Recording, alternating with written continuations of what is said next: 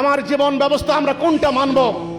আমরা বলেছি আমরা মুসলিম, আমরা মুমিন, আমরা আল্লাহর কোরআনকে যেমন বিশ্বাস করি, পরকালকে বিশ্বাস করি, আল্লাহকে বিশ্বাস করি।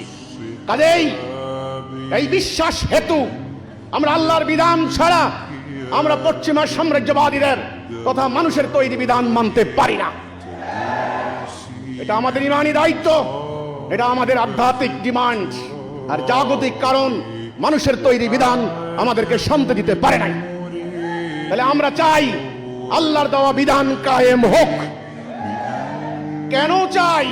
আমরা জানি আল্লাহর দেওয়া বিধান ছাড়া শান্তি আসবে না। এটা প্রমাণ হয়ে গিয়েছে। ব্রিটিশ চলে গিয়েছে 80 বছর, শান্তি আসে নাই।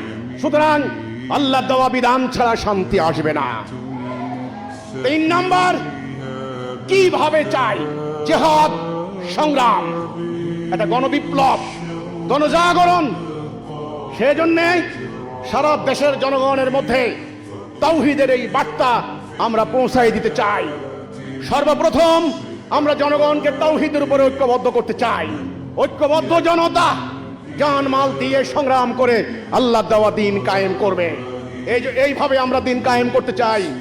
আমরা বিশ্বাস করি নির্বাচন প্রক্রিয়ায় দিন কায়েম হবে না। আমরা বিশ্বাস করি সারা জীবন বদনা ঘাটতি নিয়ে মসজিদে মসজিদে ঘুরলেও দিন কায়েম হবে না। আমরা বিশ্বাস করি সারা জীবন কোরআনের মাহাত্ম্য নিয়ে বর্ণনা করে সেমিনার সিম্পোজিয়াম আলোচনা করলেও দিন কায়েম হবে না। দিন কায়েম করতে হবে জান দিয়ে, মাল দিয়ে, ঐক্যবদ্ধ হয়ে সংগ্রাম করে। এটা আল্লাহ রাসূলের তরিকা। 5 দফা কর্মসূচি, সেই কর্মসূচি আমরা ধারণ করেছি। এই হিজবুত তাওহীদ আন্দোলন গত 30 বছর কোনো অন্যায় করে নাই, কোনো আইন ভঙ্গ করে নাই। রাষ্ট্রের আইন মান্য করে শান্তিপূর্ণ উপায়ে আমরা এই সংগ্রাম করছি।